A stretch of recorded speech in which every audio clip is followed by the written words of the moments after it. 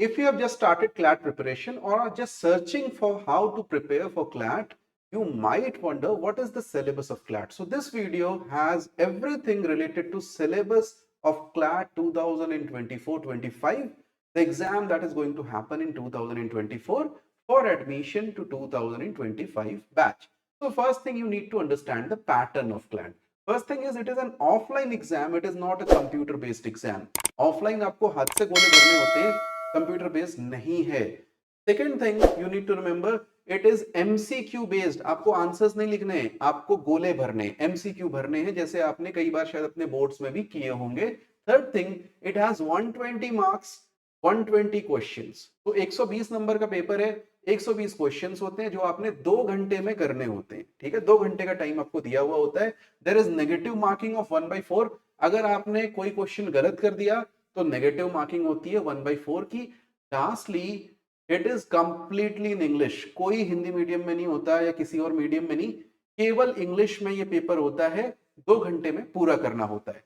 Moving forward कि इसका syllabus किस तरीके का है. 4-5 सेक्शंस होते हैं इसमें. इसमें से 4 सेक्शन में बच्चे कर लेते हैं, 5वें में थोड़ा सा दुखी रहते हैं, करने में थोड़ा सा परेशानी आती है क्योंकि उसमें आपको थोड़ी सी लंबी प्रिपरेशन चाहिए, जिसके लिए हम आपको हेल्प कर सकते हैं. Subscribe to this channel. Now first thing is, first section you see is English language section. आप देखोगे यहाँ पे एग्जैक्ट क्वेश्चंस नहीं बता रखे हैं, 22 to 26 क्वेश्चंस बोला हुआ है, which is absolutely correct, right. 22 भी हो सकते हैं, 26 भी हो सकते हैं. The CLAT consortium, the body which conducts the exam, उसने इसको ऐसे ही बताया हुआ है. सेकेंडली, करंट अफेयर्स और जीके 28 से 32 क्वेश्चंस की बात की गई है, जो कि सबसे बड़े सेक्शंस में से है. और दूसरा बड़ा सेक्शन है लीगल रीजनिंग. नाम से घबराना नहीं है, this is very easy to do, not much different from English as we shall see. तो 28 से 32 क्वेश्चंस इसके होंगे. लॉजिकल रीजनिंग 22 से 26 क्वेश्चंस का. और लास्ट में क्वांटिटेटिव टेक्निक्स, जिससे लोग थोड़े दुखी रहते हैं, परेशान होते हैं, मैथ्स होती है इसमें.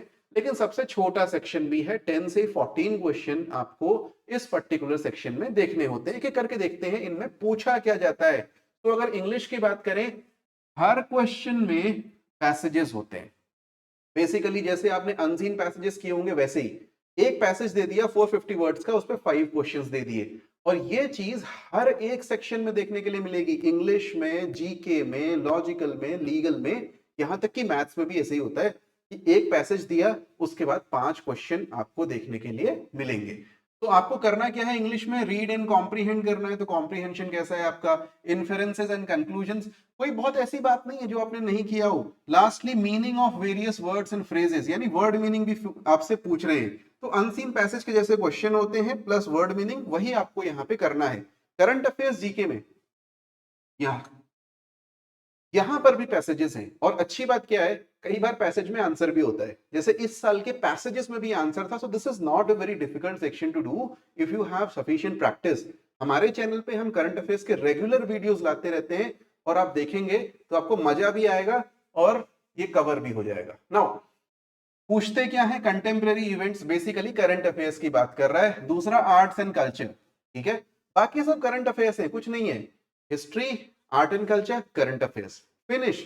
यही तीनों चीजों में से सारे क्वेश्चंस आते हैं. इसमें जो बड़ा है वो है आपका करंट अफेयर्स, क्योंकि डेली कुछ ना कुछ करंट अफेयर्स होता है. बट फॉर्चुनेटली क्योंकि पैसेज के साथ करंट अफेयर्स पूछ रहा है, तो बहुत ज्यादा टॉपिक्स नहीं आते, ऐसे छोटी छोटी चीजें नहीं पूछता, बड़ी बड़ी बातें ही पूछता है. लीगल रीजनिंग की बात करें तो यहाँ होता क्या है, सबसे ज्यादा क्यूरियोसिटी नए बच्चों को इसी में होती है. तो बेसिकली आपको कोई लॉ नहीं पढ़ना. सबसे अच्छी बात यह है, you don't have to read the law.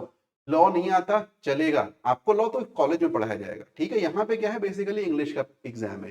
तो यहाँ पे आपको एक पैसेज दे दिया जाएगा, उसमें कुछ रूल्स प्रिंसिपल लॉ का नाम बता देंगे, और आपको एक सिचुएशन पे वो रूल या प्रिंसिपल अप्लाई करके बताना है. और अगर कभी रूल या लॉ चेंज हो गया या सिचुएशन चेंज हो गई तो जजमेंट कैसे चेंज होगा वो बताना है. It's very interesting. आप लगेगा कि आप जज बने हुए हैं, उस तरह का आपको पार्ट प्ले करना है. लॉजिकल रीजनिंग में again it is like English, but जो क्वेश्चंस होंगे थोड़े से ज्यादा क्रिटिकल, थोड़े से ज्यादा कॉम्प्लेक्स हो जाते हैं. वर्ड मीनिंग नहीं पूछेगा, सिचुएशन बेस्ड क्वेश्चंस आपसे पूछ सकता है लॉजिकल रीजनिंग में. तो basically you have a passage, you have to recognise an argument, read and identify, critically analyse. ये सब इतनी सारी बातें लिखी हैं. ये ऑफिशियल जो आपका सिलेबस है ना वो दिया हुआ है, इससे डरना नहीं है आपको. इस ऑफिशियल सिलेबस के पीछे बहुत लंबी चौड़ी कहानी है, बट अल्टीमेटली इंग्लिश का ही पेपर समझ करके करना है, थोड़ा सा ज्यादा क्रिटिकली एनालाइज करके ध्यान से करना है। कैसे करेंगे वो सीखेंगे क्लासेस में। इन्फेरेंस करना है आपको, ड्रॉ रिलेशनशिप्स करनी है, लास्टली क्वांटिटेटिव एप्टीट्यूड या मैथ्स। अब यहाँ पे कोई बड़े लेवल की 11th 12th की मैथ्स नहीं पूछ रहा आपसे, 10th तक की maths which everybody has done, तो आपको उससे डरना नहीं है। 10th तक की मैथ्स का level basically calculation based questions आपसे पूछे जाते हैं, बहुत ही सिंपल, बहुत ही सिंपल। क्या चीज देखो यहाँ पे लिखा हुआ है, इंक्लूडिंग रेशियोज एंड प्रोपोर्शंस, जो बचपन में पढ़ा था आपने, basic algebra, mensuration, statistical estimation etcetera.